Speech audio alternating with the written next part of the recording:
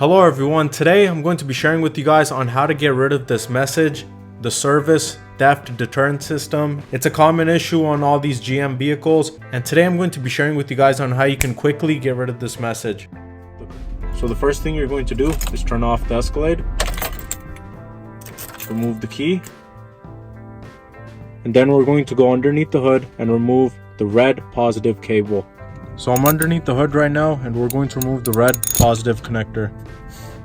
Once it's loose, I'm going to just pick it up and place it to the side. And now I'm going to go back into the vehicle to insert the key into the ignition, turn it, and just leave it like that for about 10 minutes. It's been 10 minutes. I'm going to reconnect the terminal.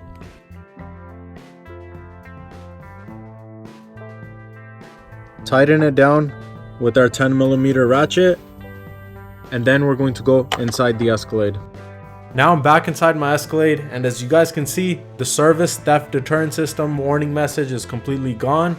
And there you have it. That's how you fix this problem on your GM vehicle. If this video helped you guys out, I'd really appreciate if you could hit the like button and also subscribe to my channel. And if it didn't help you guys out, or if you have any questions, please drop them down below in my comment box. And I'll see you guys soon with another video. Thank you.